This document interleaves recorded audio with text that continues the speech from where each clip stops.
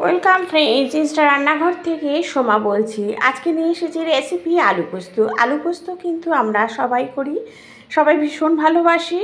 কিন্তু আলু পোস্তের অনেক দাম, সেই জন্য পোস্তের সাথে কী মেশালে আলু পোস্তটা আরও খুব ভালো হবে, পারফেক্ট হবে, সেটাই দেখতে থাকো।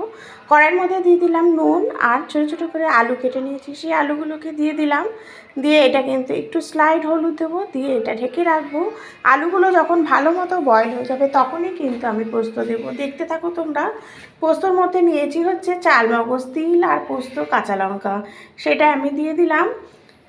পোস্ত অনেকেই বলে যে মিক্সিতে ভালো পেস্ট হয় না, কিন্তু একবার শুকনো করে পেস্ট করে নেবে, তারপরে জল দিয়ে করবে, তাহলে একদম মিহি পেস্ট হবে। দিয়ে দিচ্ছি হচ্ছে চিনি।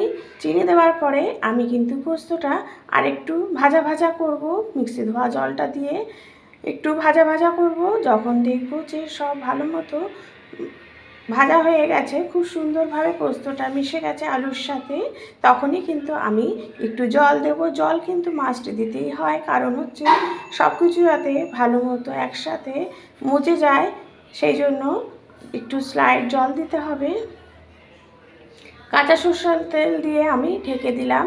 ঢেকে দিয়ে যখন একদম সব সুন্দরভাবে মজে যাবে, নামানোর আগেও কিন্তু একবার কাঁচা সরষের তেল দিতে হবে। এই কাঁচা সরষের তেল কিন্তু পোস্তের স্বাদকে আরও বেশ দারুণ দ্বিগুণ বাড়িয়ে দেবে। Thank you.